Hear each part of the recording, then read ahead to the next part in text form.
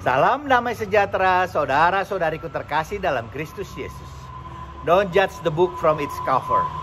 Sekitar 16 tahun lalu, saat pertama kali pergi ke Europe seorang diri, saya bermaksud membelikan oleh-oleh untuk istri saya, yaitu sebuah tas dengan merek yang terkenal.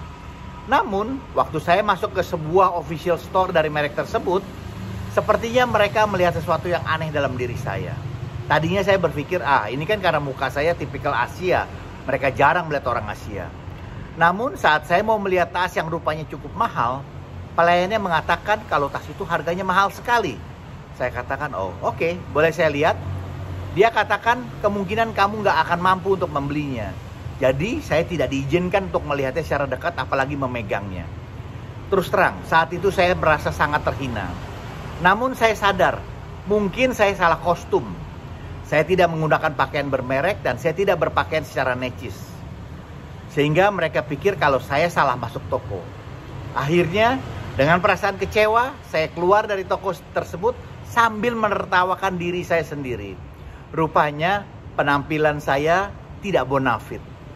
Ternyata di sini kita dapat lihat banyak orang menilai penampilan seseorang hanya dari lahiriahnya saja. Juga ada pengalaman lain. Pernah suatu saat selesai doa rosario, ada teman mengatakan kepada saya, berasa nggak sih tadi si A kelihatan banget kalau doa-doanya nggak sincere, nggak tulus. Dia cuma mau memegahkan diri. Habis doa loh. Tentunya kita dapat melihat kedua perbedaan dari penghakiman tadi.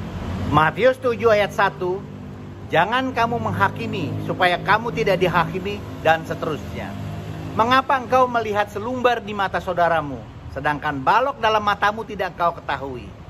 Bukankah sudah sangat jelas kalau kita tidak boleh menghakimi siapapun? Tapi ternyata pada bab yang sama di ayat 15 dan seterusnya mengatakan, waspadalah terhadap nabi-nabi palsu yang menyamar seperti domba, dan seterusnya. Bahkan lanjutnya, dari buahnya lah kamu akan mengenal mereka. Kemudian, setiap pohon yang baik menghasilkan buah yang baik, sedangkan pohon yang tidak baik menghasilkan buah yang tidak baik. Tidak mungkin pohon yang baik menghasilkan buah yang tidak baik, ataupun pohon yang tidak baik itu menghasilkan buah yang baik. Bukankah di sini dikatakan kita harus berhati-hati dan perlu menilai dan menghakimi seseorang dari buah-buahnya? Apakah seseorang dapat dipercaya atau tidak dengan melihat perilakunya? Misalnya, saat anak kita mau pergi menginap ke rumah temannya dan kita tahu pasti kalau teman ini memang pernah punya masalah dengan narkoba. Apakah kita akan tinggal diam saja dan mengizinkan dan tidak melarangnya, atau setidaknya mengingatkan akan risiko-risiko yang akan dia hadapi? Atau malah kita minta dia untuk pergi menasihati temannya tersebut hanya karena kita seorang Kristen? Atau apa mungkin kita melakukan kerjasama bisnis atau kongsi dengan seseorang yang sudah terkenal sebagai penipu dan sering menghancurkan bisnis partnernya karena saya seorang Kristen yang tidak boleh menghakimi siapapun dan merasa bisa merubah dia? Bukankah ini suatu tindakan yang nekat dan tidak lazim dilakukan? Apakah ini tindakan yang bijaksana? Bukankah Matius 10 ayat 16b mengatakan, hendaklah kamu cerdik seperti ular dan tulus seperti merpati. Jadi bagaimana? Bolehkah kita menghakimi seseorang?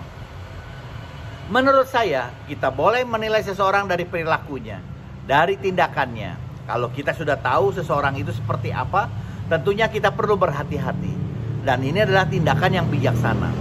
Walau memang kita perlu memberi seseorang kesempatan, tapi tentunya dengan penuh perhitungan.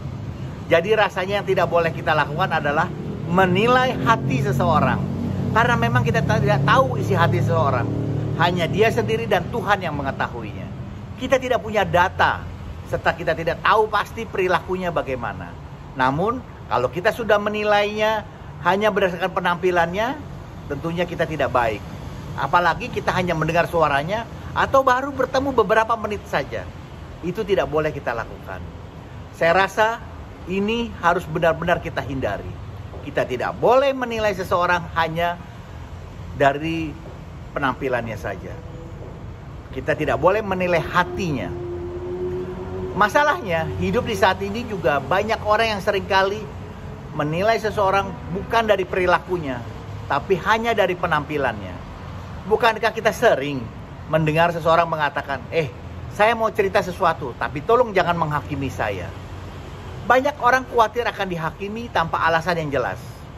Jangan takut dan khawatir akan penghakiman manusia, tapi bersiaplah dan perhatikanlah penghakiman Tuhan.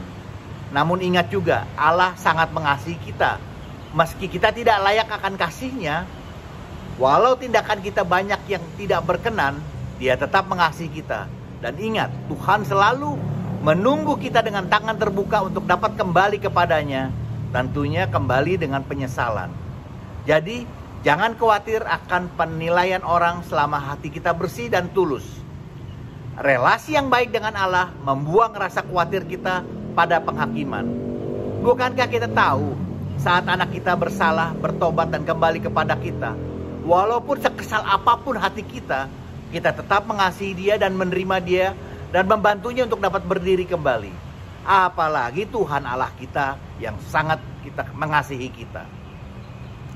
Tetap berserah pada kasih Allah dalam hidup tanpa perlu khawatir akan apa kata dunia. Selama Allah beserta kita, siapa dapat melawan kita?